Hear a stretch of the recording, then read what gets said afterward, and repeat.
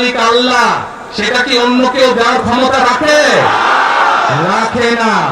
নির্বাচনের আগেই একটি দল এই দিব ওই দিব বলছে, টিকিট দিব বলছে না? যেটার মালিক মানুষ না, সেইটার কথা যদি সে বলে শিরকি করা হচ্ছে না? যারা মুসলমান তাদেরকে শিরকি করাচ্ছে তারা, নাউযুবিল্লাহ। এইখান থেকে আমার সামনে যারা বসে আছেন, এর মধ্যে থেকে মুরব্বী যারা বসে আছেন, ওমরা বা হজ করতে গিয়েছেন, এরকম একজন হাত তুলেন, ওমরা বা হজ করে আসছেন, একজন মুরব্বী মানুষ। ওই যে লাল টুপি পরে নিয়ে এসো তোমাকে। কি নাম আপনার? ওই এইদিকে বলেন। বাড়ি কই? বাড়ি সুনামগঞ্জ। সুনামগঞ্জ কোথায়? এই সুনামগঞ্জের মানুষ আছে এখানে? এই লোক আপনাদের মানুষ? আচ্ছা, এখন বলেন কবে গেছিলেন আপনি? হজ উমরা গেছিলেন?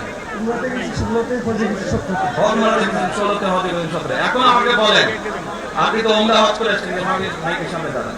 আপনি কাবা শরীফে গেছেন, কাবা শরীফের মালিক কে? আল্লাহ। জোরে বলেন আল্লাহ। কাবা শরীফের মালিক কে? আল্লাহ। আল্লাহ। আমরা মুসলমান সবাই এই দিন দুনিয়ার, আমরা যে পৃথিবী দেখি, পৃথিবীর মালিক কে? আল্লাহ। এই সূর্য নক্ষত্র যা দেখি তার মালিক কে? আল্লাহ। বেহেশতের মালিক কে? আল্লাহ। দোজখের মালিক কে? আল্লাহ। আপনারা সকলেই সাক্ষী দিলেন, দোজখের মালিক আল্লাহ, বেহেশতের মালিক আল্লাহ, এই পৃথিবীর মালিক আল্লাহ, কাবার মালিক আল্লাহ।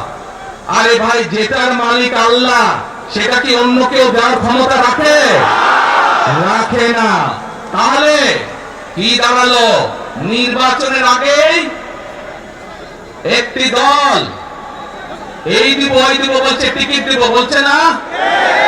যেটার মালিক মানুষ না, সেইটার কথা যদি সে বলে শিরকি করা হচ্ছে না?